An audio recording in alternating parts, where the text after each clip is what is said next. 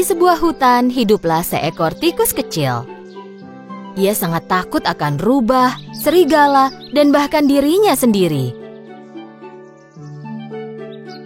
Bahkan jika angin bertiup dan ranting berderak, ia segera mencari lubang untuk sembunyi. Karena itu, semua hewan kecil mengolok-oloknya. Penakut sekali dia. Kau bahkan takut terhadap angin. Kau memang penakut. Kau memang penakut. Kau memang penakut. Pada suatu hari, tikus mengumpulkan keberaniannya dan pergi menemui raja hutan, sang singa. Singa baru saja selesai makan siang. Ia sedang tidur siang di depan guanya. Teman-temannya tikus semuanya penasaran pada rencana tikus. Tikus mulai memanjat ekor singa. Ia naik ke atas punggung singa. Dengan wajah penuh percaya diri, dia berpose di hadapan teman-temannya. Meskipun sangat takut, ia melakukan semua rencananya sehingga ketakutannya tidak terlihat. Tepat pada saat itu, singa bangun. Dan singa mengguncangkan bulunya, tikus pun terjatuh. Tikus dan singa saling berpandang-pandangan. Semua hewan yang melihat itu menjadi khawatir.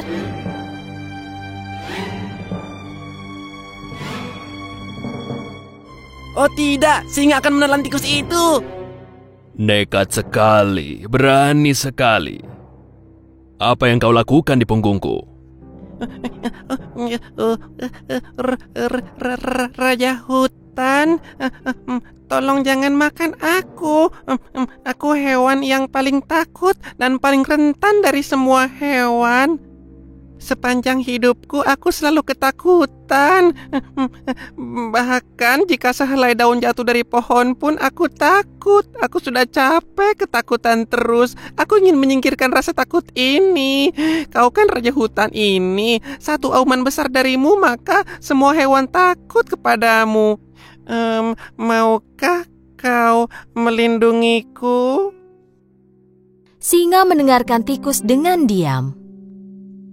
Tikus penasaran apa jawaban dari sang singa.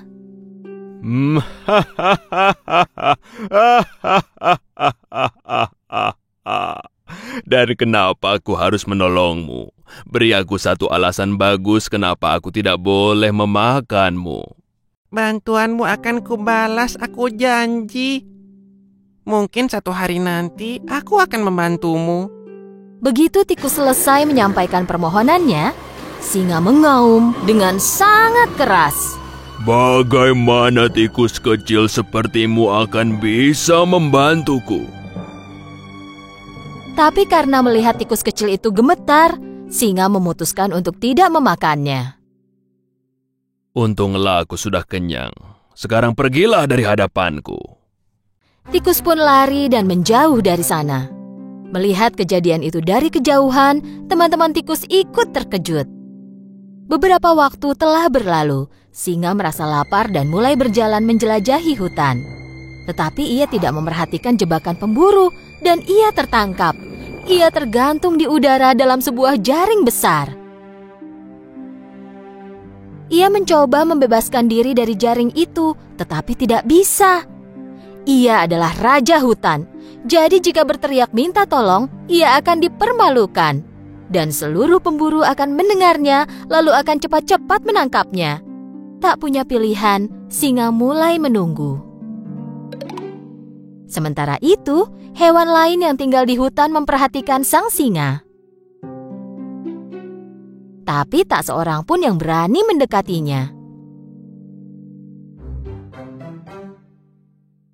Ketika lewat, tikus kecil melihat singa dan memutuskan untuk menolongnya. Tikus langsung pergi ke samping singa. Tikus mulai memanjat ekor singa yang panjang dan saat mencapai jaring, ia mulai menggigit jaring itu.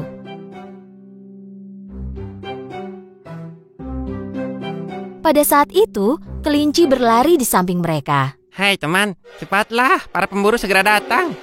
Hewan-hewan lain yang berkumpul tiba-tiba mulai berlari ketika mendengar kata pemburu. Tapi tikus terus menggigiti jaring dengan tekun. Akhirnya, jaring itu robek dan singa jatuh lalu terbebas. Ayo, lompatlah ke punggungku, kita pergi dari sini.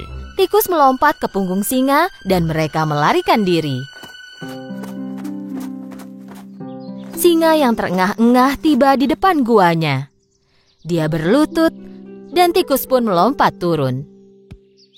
Saat kau bilang kalau suatu hari kau mungkin bisa membantuku, aku menganggap remeh dirimu. Kupikir kau hanyalah tikus kecil yang tidak berguna, tetapi kau menyelamatkan nyawaku. Terima kasih. Kehormatan bagi saya, Raja. Kau tak perlu takut lagi pada aku. Bahkan kau tak perlu takut lagi pada apapun, karena kau adalah tikus yang sangat berani. Jika aku Raja Hutan, mulai sekarang kau adalah pangeranku yang pemberani. Singa dan tikus mulai tertawa.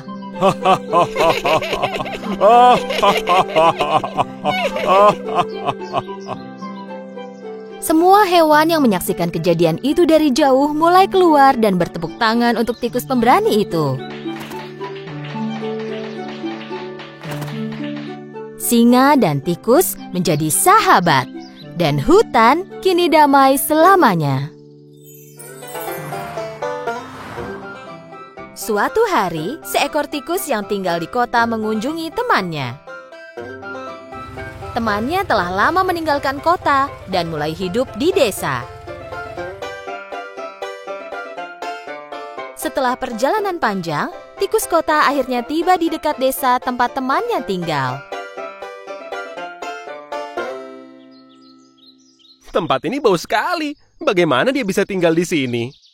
Setelah perjalanan panjang dan melelahkan, tikus kota akhirnya tiba di ladang temannya. Tikus desa membuat rumahnya di bawah tanah dan tinggal di sana. Bagaimana temanku bisa tinggal di lingkungan yang buruk ini? Aku tak habis pikir. Tikus kota mengetuk pintu. Tikus desa membuka pintu. Dia sangat kaget sekaligus sangat senang melihat temannya. Selamat datang, teman. Apa yang membawamu keluar kota ini? Aku bosan dengan kehidupan kota. Aku berniat datang dan melihatmu dan caramu hidup sekarang. Tetapi kulihat kau tidak terlalu bahagia. Kata siapa? Mari masuk dan akan kusiapkan makanan. Mereka berdua masuk. Tikus kota kagum melihat bagian dalam rumah temannya karena tikus desa tinggal di lubang kecil, gelap, dan sedikit udara. Rumahmu gelap dan kecil sekali. Bagaimana kau bisa tinggal di sini? Tikus desa telah menyiapkan sesuatu untuk dimakan temannya. Di atas meja ada sepotong keju, selada, wortel, dan tongkol jagung. Ayo teman, makanlah makanan ini. Tikus kota melihat semua sajian yang ada di meja dan berkata, Kau sebut ini pesta? Di tempat kita yang dulu, tikus tak akan berpaling dan berpikir dua kali pada jenis makanan ini. Kita punya kue, pastry, berbagai jenis kue dan daging. Kau bisa temukan apapun yang kau inginkan di kota. Setelah tikus kota menghabiskan makanannya, mereka mulai berjalan mengelilingi desa tempat tinggal tikus desa. Tikus kota tidak suka tempat tinggalnya tikus desa. Jenis tempat ini bukanlah tempat yang kusukai. Ini sangat kotor dan membosankan. Kau harus mengunjungi tempat tinggalku suatu hari nanti. Aku akan membawamu berkeliling kota. Aku yakin kau tak akan kembali lagi ke sini. Pagi berikutnya, kedua teman itu berpamitan. Tak lama setelah mereka berpisah, tikus desa memutuskan untuk mengunjungi temannya di kota. Dan dia pun memulai perjalanannya. Setelah perjalanan panjang, dia tiba di kota. Tikus desa tiba di rumah temannya sesuai petunjuk dari temannya itu. Tikus kota tinggal di sebuah apartemen. Tikus desa kaget saat melihat tempat tinggal temannya. Rumah besar ini milikmu? Tidak juga. Aku berbagi rumah ini dengan pemilik rumah. Aku sangat lapar. Tunjukkan kepadaku pesta makanan yang kau bicarakan. Tikus kota memasuki dapur, membuka pintu kulkas, lalu mengambil keju, daging, dan berbagai jenis sayur dan buah. Dia menaruhnya di meja. Dan ketika mulai makan, mereka mendengar kucing mengeong. Tikus kota melompat sambil berkata, Oh tidak, kucing rumah ini mendengar kita berbicara. Kita harus sembunyi. Ikuti aku. Kedua tikus memasuki sebuah lubang di dinding dan melarikan diri. Sambil terengah-engah, tikus desa bertanya, Kau tinggal di rumah yang sama dengan seekor kucing. Bukankah itu berbahaya? Memang, tetapi inilah harga yang harus kubayar jika ingin hidup dalam kemewahan dan kekayaan.